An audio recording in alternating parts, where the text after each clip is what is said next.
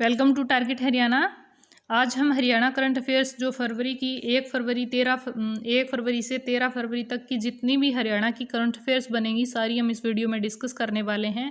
तो अगर आप हमारे चैनल पर नए हैं, चैनल को सब्सक्राइब कर लीजिए, बराबर में जो बेल आइकन बन के आएगा उस पर क्लिक कर लीजिए ताकि आने वाली वीडियो की नोटिफिकेशन जो है आपको टाइम पर मिले।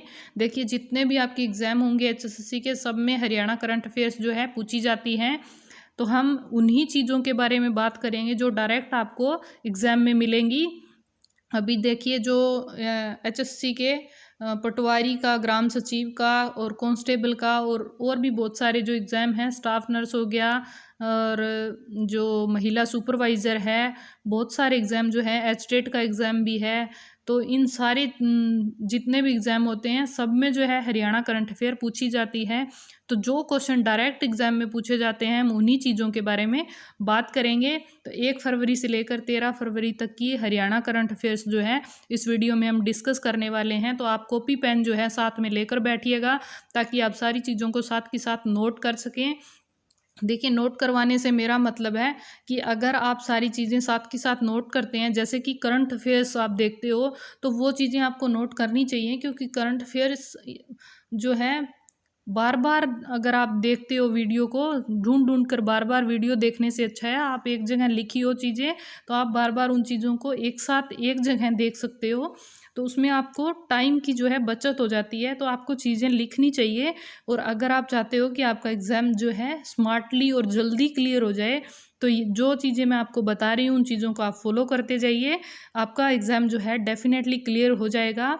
और इस वीडियो में करंट के साथ साथ हम कुछ स्टैटिक फैक्ट जो हैं उनके बारे में डिस्कस करेंगे ताकि आपकी रिवीजन जो है साथ के साथ होती रहे, आप करंट अफेयर्स भी कर सकें और स्टैटिक हरियाणा जीके और स्टैटिक जीके जो है वो चीज़ें भी आप साथ के साथ कर सकें, ताकि आपकी जो है तैयारी बेहतर तरीके से हो सके और बहुत सारी चीज़ें जो है आपको लंबे टाइम तक याद रहें। मेरा ज़्यादा से ज़्यादा मकसद यही रहेगा कि जल्दी से जल्दी मैं आपका एग्ज़ाम जो है क्रैक करवा पाऊँ। तो चलिए शुरू कर लेते हैं। सबसे पहले अगर हम बात करें उत्तराखंड की चोटी केदारकंठा पर शिवांगी पाठक ने फहराया तिरंगा।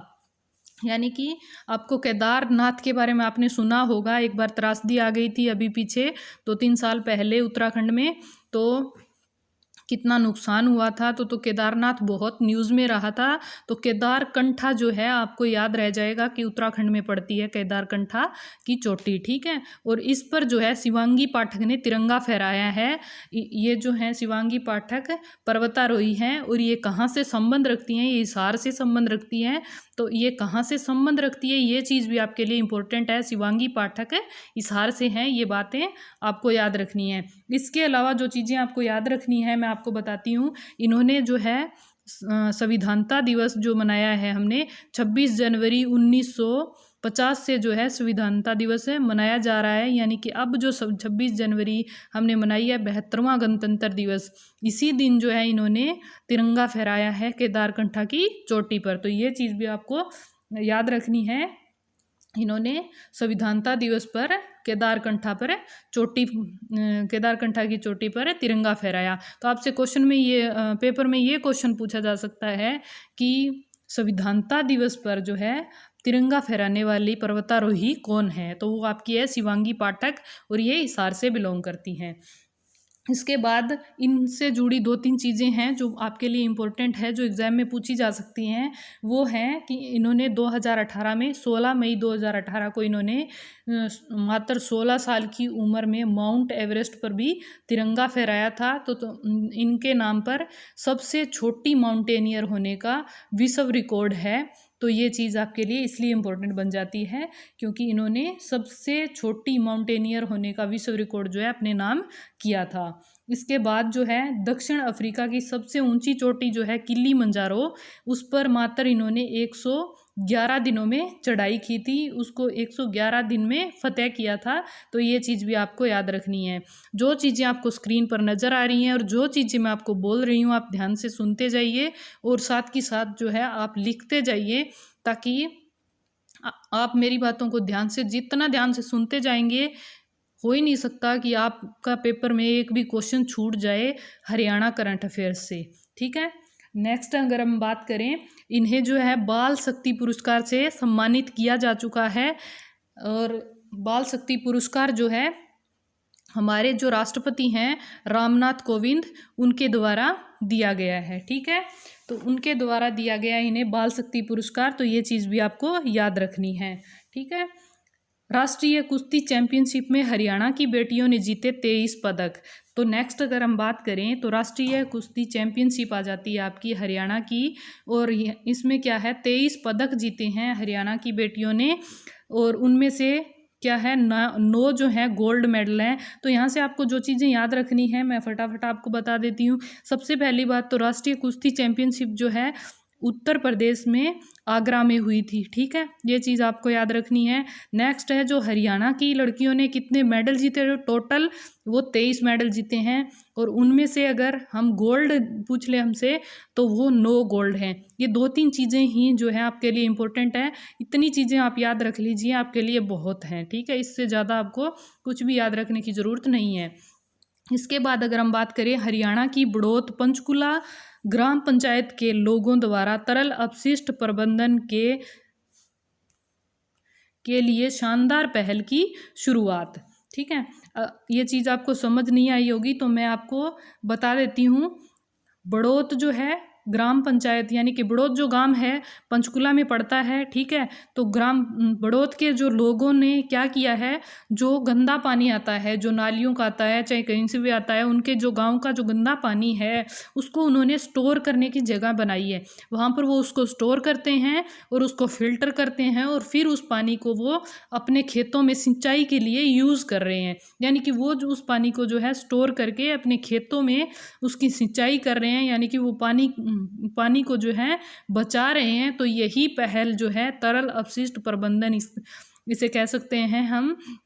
तो इस तरल अपशिष्ट प्रबंधन का अपने आप मतलब आपको समझ आ रहा होगा कि जो भी अपशिष्ट बचा हुआ है पानी का उसको मैनेज कर रहे हैं, वो जमा कर रहे हैं और फिर उसकी सिंचाई जो है अपने खेतों में कर रहे हैं। ऐसा कौन कर रहा है?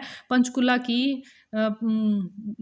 के अंडर जो गांव पड़ता है बड़ौत, वहाँ की ग्राम पंचायत जो है ये काम कर रही है। तो ये बहुत अच्छी बात है, और इस चीज़ का जिक्र जो है हमारे प्रधानमंत्री नरेंद्र मोदी जी ने वेस्ट टू वेल्थ को लेकर मन की बात में भी जिक्र किया था। तो ये चीज़ इसलिए आपके लिए इम्पोर्टेंट बन जाती है। ठीक है, नेक्स्ट अगर हम बात करें, आगे आ जाइए। आगे है emergency response and support system dial 112 का कार्य 31 मार्च तक पूरा कर लिया जाएगा और गुरुग्राम से इसकी शुरुआत की जाएगी। तो ये क्या चीज़ है मैं आपको बता देती हूँ। Emergency response and support system dial 112 का मतलब है कि पहले जब भी आपको कोई समस्या होती थी आप 100 नंबर डायल करके और पुलिस से कांटेक्ट कर लेते थे और उससे आपको सुविधा मिलती थी। ठीक है, अब क्या है, आप 112 नंबर डायल करेंगे तो आपको तुरंत जो है हेल्प मिलेगी पुलिस से। तो ये चीज़ है emergency response and support system dial 112। यानी कि आप कहीं भी आप कितनी भी दूर हैं, कहीं भी हैं, आपको कोई भी प्रॉब्लम हो रही है, आप समस्या में हैं और आप 112 डायल करके पुलिस की हेल्प चाहते हैं, तो आपको तुरंत जो है पुलिस की हेल्प मिलेगी, पुलिस फैसिलिटी तुरंत मिलेगी 112 नंबर डायल करते ही। और ये चीज़ें जो है कब तक पूरी कर ली जाएंगी? 31 मार्च तक इसे पूरा कर लिया जाएगा और उसके बाद ये नंबर जो है लागू हो जाएगा। और इसकी शुरुआत जो है कहाँ से की जाएगी? तो इसकी शुरुआत की जाएगी आपके गुरुग्राम से। तो इससे आपको इतनी चीज़ें याद रखनी है। नेक्स्ट अगर हम बात करें, आगे आ जाओ। कोविड-19 वैक्सीनेशन में हरियाणा देश में तीसरे स्थान पर है।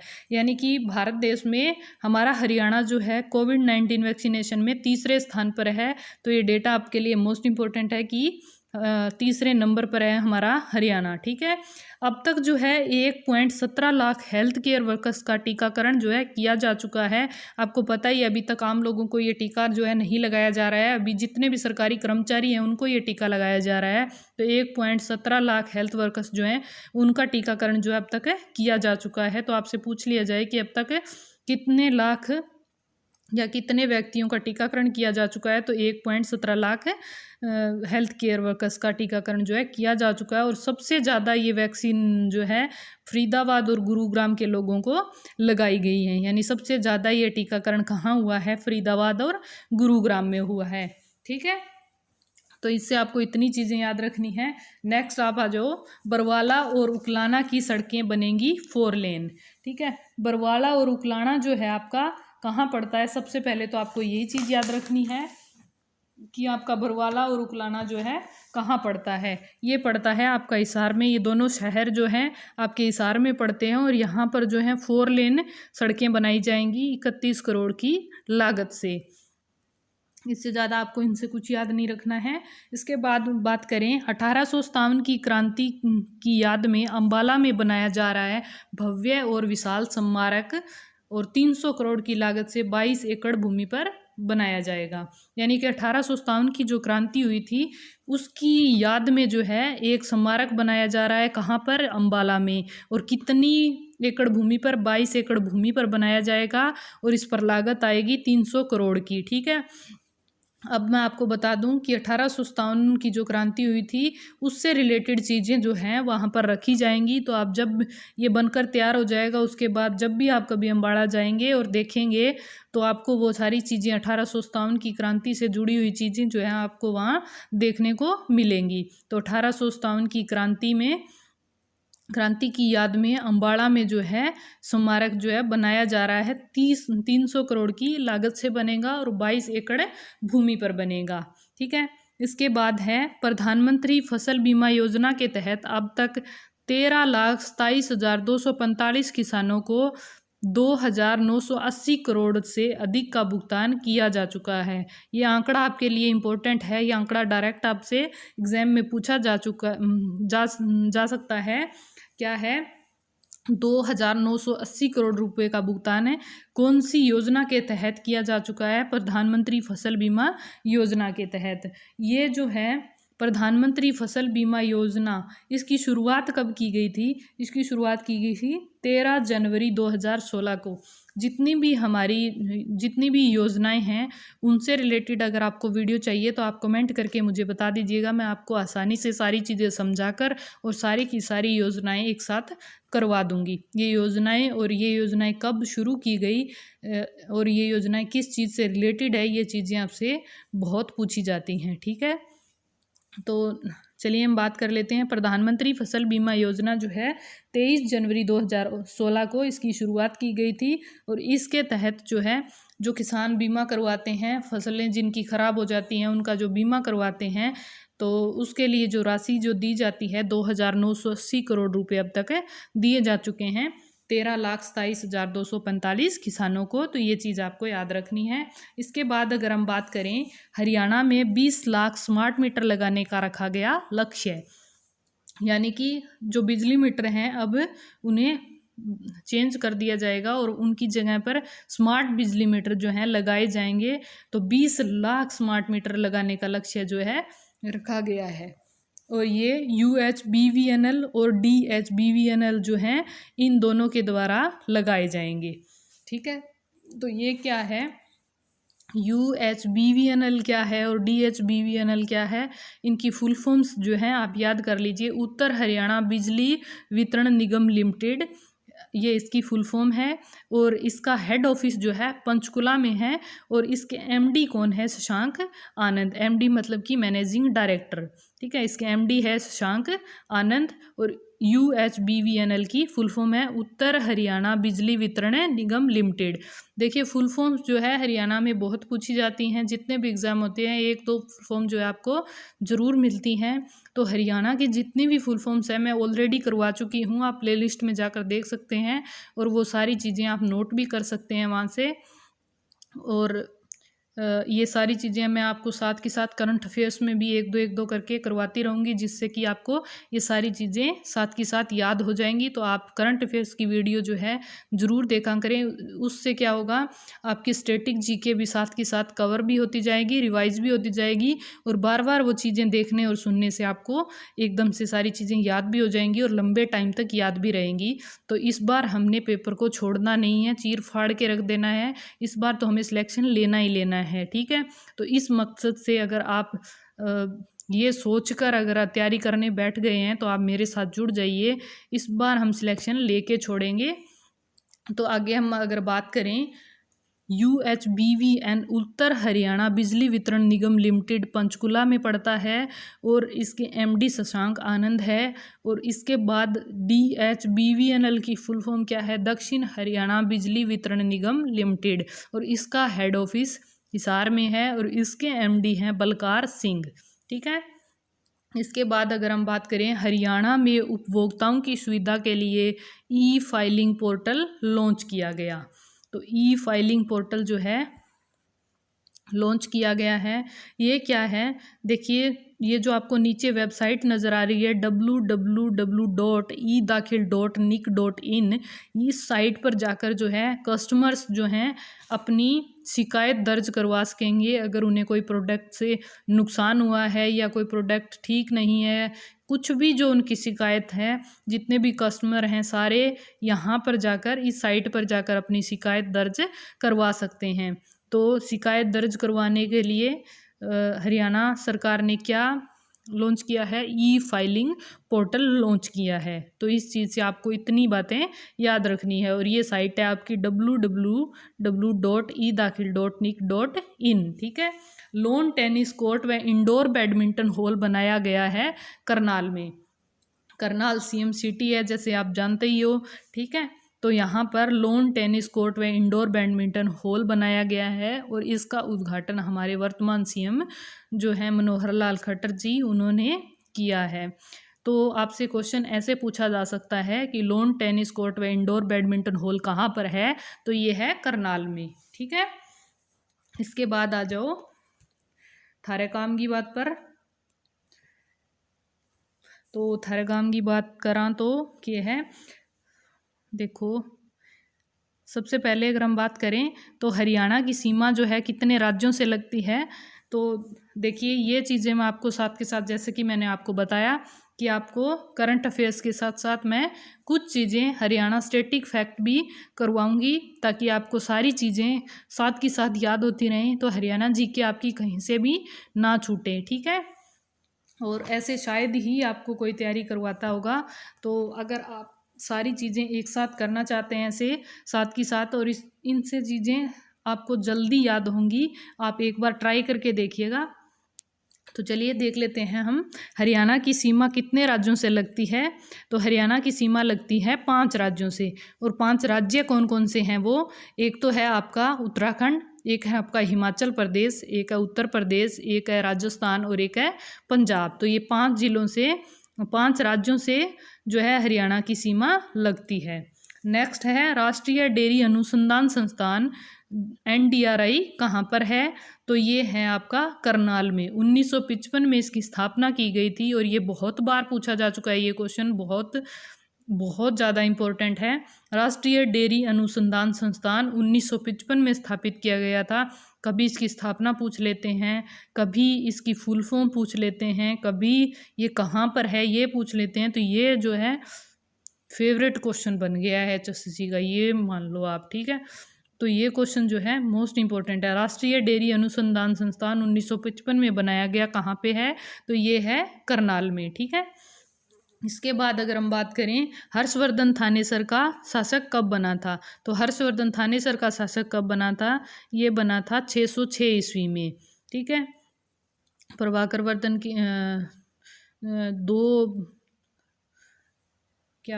दो पुत्र थे और उनमें से ये एक था हर्षवर्धन, जो थानेसर का बहुत छोटी सी उम्र में ये थानेसर का राजा बन गया था 606 ईस्वी में। ठीक है। उसके बाद है जमींदार लीग की स्थापना जो है किसने की थी? तो ये की थी सर छोटूराम ने। ठीक है। और फूलों की मंडी कहाँ पे है? तो ये है आपकी गुरुग्राम में। इसके बाद हरियाणा में पंचायत समितियां कितनी हैं? तो ये है 126। उसके बाद है HSIIDC का पूर्ण रूप क्या है? जैसा कि मैंने आपको पहले भी बताया कि फुल फॉर्म्स बहुत पूछी जाती हैं, तो मैंने ये इंक्लूड कर दी और ऐसे ही मैं इंक्लूड कर करके सारी चीज़ें आपको याद करवा दूंगी। ठीक है। तो कुछ भी आपको मुश्किल लगना बंद हो जाएगा। और भी जितनी चीज़ें हैं, चाहे वो कोई भी सब्जेक्ट से रिलेटेड हो, कुछ भी हो, आपको धीरे धीरे करके मैं सारी चीज़ें करवा दूंगी और आप सारी चीज़ें जो है आपको टिप्स पर याद हो जाएंगी। HSIIDC का पूर्ण रूप क्या है? Haryana state industrial and infrastructure development corporation limited. मैं एक बार रिपीट कर रही हूँ, आप लिख लीजिए। Haryana state industrial and infrastructure development corporation limited. 1967 में इसकी स्थापना की गई थी और ये पंचकुला में है। ठीक है, तो ये चीज़ भी आपको याद रखनी है। तीन चीज़ें आपको इसके साथ से बता दी, इसकी फुल फॉर्म बता दी और 1967 में इसकी स्थापना हुई थी, स्थापना बता दी, और पंचकुला में ये स्थापित है तो वो भी मैंने आपको बता दिया। ठीक है, तो ऐसे ही आपको चीज़ें सारी याद होती जाएंगी। इसके बाद फिर से आ जाओ आप करंट अफेयर्स पर। रैपिड ट्रेन अब दिल्ली के सराय काले खां स्टेशन से करनाल तक चलेगी। 103 किलोमीटर लंबे दिल्ली पानीपत कॉरिडोर में 17 स्टेशन होंगे। तो अगर हम बात करें, ये जो ट्रेन है रैपिड ट्रेन जो है दिल्ली के सराय काले खां स्टेशन से लेकर अब करनाल तक चलाई जाएगी। पहले क्या था, दिल्ली से लेकर पानीपत तक चलती थी। ठीक है, अब ये करनाल तक चलेगी। ठीक है, अब दिल्ली से करनाल तक चलेगी, पहले ये सिर्फ पानीपत तक चलती थी। यानी कि 103 किलोमीटर लंबा जो दिल्ली पानीपत कॉरिडोर है उसमें कितने स्टेशन आते हैं ये भी पूछ लिया जाता है। तो ये है 17 स्टेशन होंगे इसमें, और दिल्ली के सराय काले खां से लेकर करनाल तक चलाई जाएगी रैपिड ट्रेन। ठीक है, और अगर आपसे पूछ लिया जाए कि सबसे बड़ा रेलवे जंक्शन जो है हरियाणा का जो सबसे बड़ा रेलवे जंक्शन है वो कौन सा है, तो वो है आपका रेवाड़ी जंक्शन। तो ये भी आपको याद रखना है। और रेलवे जोन जो है भारत में रेलवे जोन कितने हैं, तो 18 रेलवे जोन हैं। ठीक है, और सबसे नया है विशाखापट्टनम। ठीक है, तो ये चीज़ें आपको याद रखनी है और ये चीज़ें मैं आपको बार बार बताती रहूँगी। ऐसा नहीं है कि आज बता दिया कल नहीं, कल फिर से कोई रेल की बात आएगी मैं आपको फिर से ये चीज़ें बताऊँगी और मैं बार बार बताऊँगी। आप भी बार बार सुनने की आदत डाल लीजिए, जैसे कि मैं बार बार बताऊँगी, थकूँगी मैं नहीं, थकूँगी, और आपको भी सुनते सुनते और पढ़ते पढ़ते बोलते बोलते थकना नहीं है, तभी हम पेपर क्लियर कर पाएंगे। उसके बाद है करनाल में बनाया गया बाबा साहेब डॉक्टर भीमराव अंबेडकर के नाम पर पार्क। यानी कि करनाल में बाबा साहेब डॉक्टर भीमराव अंबेडकर के नाम पर पार्क बनाया गया है। तो ये मोस्ट इम्पोर्टेंट बन जाता है। तो आपसे पूछ लिया जाएगा बाबा साहेब डॉक्टर भीमराव अंबेडकर का पार्क कहाँ पर है, तो ये है करनाल में। 1.5 एकड़ में ये बनाया जाएगा और 88 लाख रुपए की इस पर लागत आएगी। अब हम थोड़ा भीमराव अंबेडकर के बारे में जान लेते हैं। जैसा कि आप जानते ही होंगे, father of constitution Bhimrao Ambedkar को कहा जाता है। यानी कि संविधान का पिता किसे कहा जाता है, तो भीमराव अंबेडकर को कहा जाता है। ये क्वेश्चन बहुत बार पूछा जाता है पेपर में। और इन्होंने अनुच्छेद 32 को संविधान का हृदय और आत्मा कहा है। अनुच्छेद 32 में संवैधानिक उपचारों का अधिकार है। यानी भीमराव अंबेडकर जो हैं संविधान के जन्मदाता माने जाते हैं, यानी कि पिता माने जाते हैं हमारे भारतीय संविधान के। और संविधान में जो अनुच्छेद 32 है उसको जो है संविधान का हृदय और आत्मा किसने कहा है, तो भीमराव अंबेडकर ने जो है संविधान का हृदय और आत्मा कहा है अनुच्छेद 32 को। और अनुच्छेद 32 में क्या चीज़ है, संवैधानिक उपचारों का अधिकार जो है वो अनुच्छेद 32 में दिया गया है। ठीक है, तो अब करनाल जो है आज बहुत बार आ गया है, तो हम करनाल के बारे में कुछ पढ़ लेते हैं।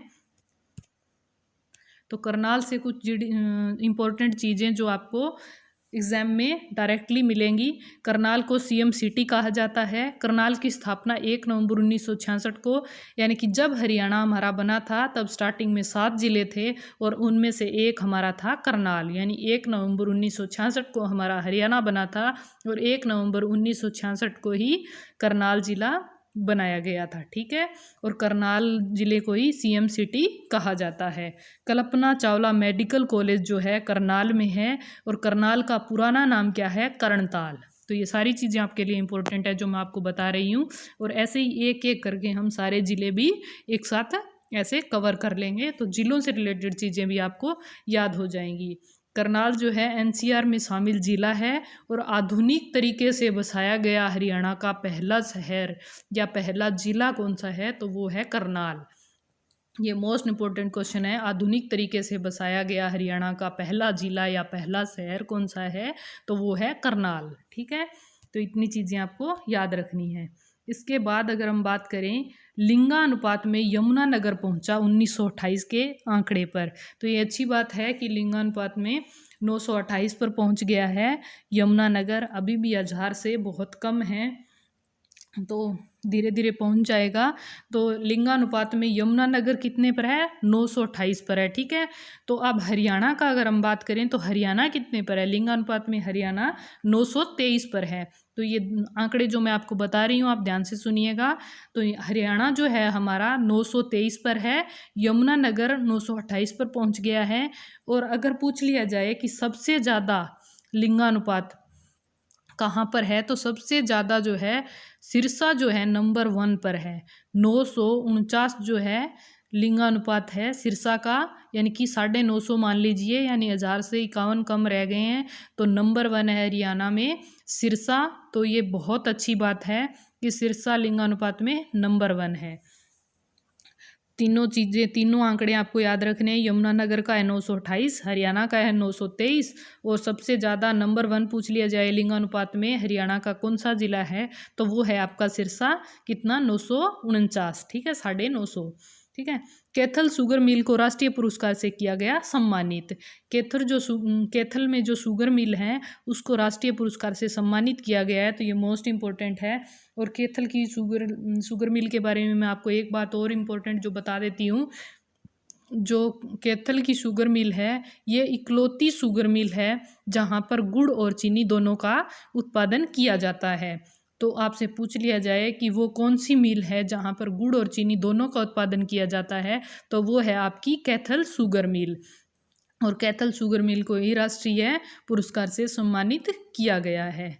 उसके बाद अगर हम बात करें ओलंपिक खेलों के लिए क्वालिफाई करने वाले आर्थिक रूप से कमज़ोर खिलाड़ियों की खुराक, प्रशिक्षण व निर्माण हेतु 5 लाख की राशि दी जाएगी। यानी कि जो ओलंपिक खेलों के लिए क्वालिफाई करेंगे, जो बच्चे जो हैं आर्थिक रूप से कमज़ोर होंगे, जो खिलाड़ी जो खर्चा अपना नहीं उठा सकते होंगे इतना, उनको जो है उनकी खुराक और उनकी ट्रेनिंग के लिए जो है 5 लाख रुपए हरियाणा सरकार प्रत्येक खिलाड़ी को देगी। तो ये चीज़ आपको याद रखनी है, मोस्ट इम्पोर्टेंट है आपके लिए। अब हम बात कर लेते हैं ओलंपिक गेम्स, एशियन गेम्स और कॉमनवेल्थ गेम्स में कितनी कितनी राशि जो है दी जाती है गोल्ड मेडल जीतने पर, सिल्वर मेडल जीतने पर और ब्रॉन्ज मेडल जीतने पर। तो ओलंपिक में दी जाती हैं 6, 4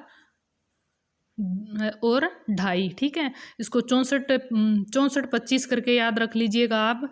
पहली लाइन 64 25 करके याद रखेंगे तो 6, 4 और 2.5। ओलंपिक में 6 करोड़ गोल्ड में, और सिल्वर में 4 करोड़ और ब्रॉन्ज में 2.5 करोड़। और ऐसे ही है एशियन में है आपके 3 करोड़, 1.5 करोड़ और 75 लाख। और कॉमनवेल्थ में आपके 1.5 करोड़, 75 लाख और 50 लाख। इसका आप स्क्रीनशॉट ले लीजिए या लिख लीजिए। तो बहुत ही सिंपल है ये। ओलंपिक में सबसे ज़्यादा ओलंपिक में दी जाती है धनराशि, दूसरे नंबर पर है एशियन गेम्स, उसमें दी जाती है, और सबसे कम है कॉमनवेल्थ। ठीक है, और ये आपको गोल्ड की लाइन में पूरा दिख रहा होगा, 6 आधा आधा हो रहा है, 6, 3, 1.5। ठीक है, तो आप इसको तो ऐसे ही याद रख सकते हैं। और उसके बाद आपको ये सारी चीज़ें ऑटोमेटिक याद रह जाएंगी कि 6 वाली लाइन में क्या था, 4 और 2.5 था, और 3 की लाइन में था 1.5 और 75 लाख, और 1.5 की लाइन में 75 और 50 लाख। ठीक है, तो ऐसे आप इस चीज़ को याद रख लेंगे। नेक्स्ट है अंतर्राष्ट्रीय सरस्वती महोत्सव 14 फरवरी से आदि बद्री में शुरू किया गया। तो अंतर्राष्ट्रीय सरस्वती महोत्सव जो है 14 फरवरी को शुरू किया गया है। और कहाँ से? आदि बद्री से इसे शुरू किया गया है। तो ये चीज़ आपके लिए मोस्ट इम्पोर्टेंट है, ये है अंतर्राष्ट्रीय सरस्वती महोत्सव। हरियाणा सरस्वती धरोहर विकास बोर्ड के उपाध्यक्ष कौन हैं? तो वो हैं धूमन सिंह किरमच। और इसके अध्यक्ष जो हैं आपको पता होना चाहिए, हमारे सीएम होते हैं, जो वर्तमान सीएम होते हैं वही हरियाणा सरस्वती धरोहर विकास बोर्ड के अध्यक्ष होते हैं।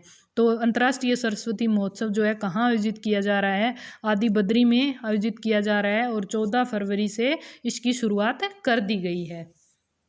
नेक्स्ट है ज़रूरी डोज। ये डोज देनी आपको बहुत ज़रूरी है, और ये डोज ही आपको पेपर में पास करवाएगी। ठीक है, तो सबसे पहले हम बात कर लेते हैं वेदों की संख्या कितनी है। तो वेदों की संख्या कितनी है? वेदों की संख्या है 4। कौन कौन से हैं? ऋग्वेद, यजुर्वेद, सामवेद और अथर्ववेद। 4 वेद हैं आपके। एक बार फिर से मैं रिपीट कर देती हूँ, वेदों की संख्या है आपकी 4 और 4 हैं ऋग्वेद, यजुर्वेद, सामवेद और अथर्ववेद। ठीक है। बंगाल के पहले गवर्नर जनरल कौन थे? तो बंगाल के पहले गवर्नर जनरल कौन थे? वो थे आपके वॉरेन हेस्टिंग्स। ठीक है। वॉरेन हेस्टिंग्स जो हैं बंगाल के पहले गवर्नर जनरल थे। तो मैं आपको गवर्नर जनरल से 2-3 चीज़ें आपको बता देती हूँ। बंगाल के पहले गवर्नर जनरल वॉरेन हेस्टिंग्स थे। ठीक है। फिर अब बात करें तो बंगाल के अंतिम governor general Lord William Bentinck, यानी कि जो लॉर्ड विलियम बेंटिक है उनको फिर भारत का पहला गवर्नर जनरल बना दिया गया। यानी कि जो बंगाल का गवर्नर जनरल का पद था वो ख़त्म कर दिया गया और उसे भारत का गवर्नर जनरल कहा जाने लगा।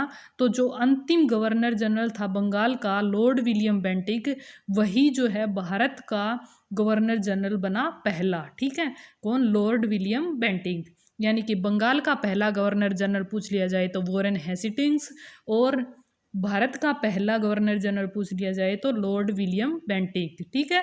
उसके बाद जो है भारत के गवर्नर जनरल का पद खत्म कर दिया गया और उसके बाद वॉइस राय का पद शुरू कर दिया गया। तो अंतिम वॉइस रॉय, जो अंतिम भारत का गवर्नर जनरल बनाया गया वो था लॉर्ड कैनिंग, और वही फिर आगे चलकर भारत का पहला वॉइस राय बन गया। ठीक है। और इसके बाद वॉइस रॉय जो ब्रिटिश भारत का अंतिम वॉइस रॉय था, यानी कि लॉर्ड कैनिंग जो था भारत का अंतिम वॉइस रॉय था, उसको फिर स्वतंत्र भारत का प्रथम गवर्नर जनरल बना दिया गया। यानी ब्रिटिश भारत का जो अंतिम वॉइस रॉय रहा लॉर्ड कैनिंग, उसे प्रथम स्वतंत्र भारत का प्रथम गवर्नर जनरल बना दिया गया लॉर्ड माउंट बेंटन को। ठीक है। उसके बाद स्वतंत्र भारत के पहले भारतीय व अंतिम गवर्नर जनरल अगर आप पूछ लिए जाए, यानी कि भारतीय गवर्नर जनरल अगर आपसे पूछ लिए जाए स्वतंत्र भारत के, तो वो थे आपके चक्रवर्ती राजगोपालाचारी। ये चीज़ थोड़ी कंफ्यूजिंग लग रही होगी, अगर आपने पहली बार सुनी है तो आपको डेफिनेटली कंफ्यूजिंग लग रही होगी कि ये सब क्या है। देखिए, सबसे पहले बंगाल के गवर्नर जनरल का पद होता था। ठीक है। बाद में उसे ख़त्म करके भारत का गवर्नर जनरल कहा जाने लगा। ठीक है। उसके बाद वो पद भी ख़त्म कर दिया गया और भारत का वॉइस रॉय जो है कहा जाने लगा। तो ऐसा होता गया कि बंगाल का जो पहला गवर्नर जनरल था वो था वॉरेन हेस्टिंग्स। ठीक है। उसके बाद जो है लास्ट में जब ये पद ख़त्म किया जा रहा था, उस टाइम जो गवर्नर था ना बंगाल का गवर्नर जनरल, ठीक है, तो तब जो वो पद बदला जा रहा था तो उसी को फिर नाम बदल दिया गया, भारत का गवर्नर जनरल कह दिया गया। तो वो पहला, वही बंदा पहला बन गया जो बंगाल का लास्ट था, वही भारत का पहला हो गया। तो ये चीज़ आपको समझ आ गई होगी। और नेक्स्ट हम देख लेते हैं हिंद स्वराज पुस्तक के लेखक कौन हैं। तो हिंद स्वराज पुस्तक जो है किसने लिखी थी? ये लिखी थी महात्मा गांधी ने। ठीक है। महात्मा गांधी ने लिखी थी हिंद स्वराज पुस्तक। और महात्मा गांधी की जो पुस्तक है इम्पोर्टेंट, मैं आपको बता देती हूँ जो उन्होंने लिखी थी, जो बार बार एग्जाम में पूछी जाती हैं। पहली है हिंद स्वराज, जो मैंने आपको बता दी कि हिंद स्वराज पुस्तक के लेखक कौन है, महात्मा गांधी हैं। और इनकी किताब है एक यंग इंडिया, एक है माई एक्सपेरिमेंट विद ट्रूथ, और हरिजन जो है एक पत्र था, समाचार पत्र, जिनका इन्होंने संपादन किया था। तो महात्मा गांधी की 3 पुस्तक जो सबसे ज़्यादा इम्पोर्टेंट है, Hind Swaraj, young India, my experiment with truth. ठीक है। ये तीनों किताबें आपको याद रखनी है, ये महात्मा गांधी जी की हैं। और एक समाचार पत्र था हरिजन नाम से, उसका संपादन किया है इन्होंने, तो वो भी आपको याद रखना है। नेक्स्ट है सूर्य के नज़दीक कौन सा ग्रह है? सूर्य के सबसे नज़दीक जो है कौन सा ग्रह पड़ता है, तो वो है आपका बुध। और सबसे दूर कौन सा है, वो है आपका वरुण। ठीक है। और दूसरे नंबर पे आता है सूर्य के नज़दीक दूसरे नंबर पर आता है बुध के बाद शुक्र। ठीक है। तो ये 3 ही आपके लिए मोस्ट इंपॉर्टेंट है। पहला जो सूर्य के सबसे नज़दीक है बुध, और उसके बाद दूसरा नंबर का जो है शुक्र, और सबसे दूर जो है सूर्य से वरुण। ठीक है। ये 3 चीज़ें आपको याद रखनी है। भारत का बगीचा जो है किसे कहा जाता है? मोस्ट इंपॉर्टेंट क्वेश्चन है आपके लिए। भारत का बगीचा जो है किसे कहा जाता है? तो भारत का बगीचा जो है आपको कहा जाता है बेंगलोर, जो सिटी है कर्नाटक में पड़ता है बेंगलोर सिटी, ठीक है, तो उसे ही भारत का बगीचा कहा जाता है। शपथ का उल्लेख कौन सी अनुसूची में है? तो ये जो है तीसरी अनुसूची जो है उसमें शपथ का उल्लेख है।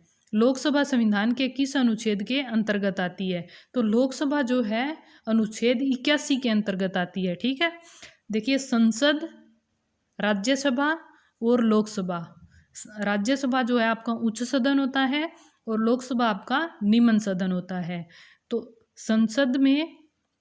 संसद का अनुच्छेद होता है 79, ठीक है, और राज्यसभा का होता है 80 और लोकसभा का होता है 81, ठीक है।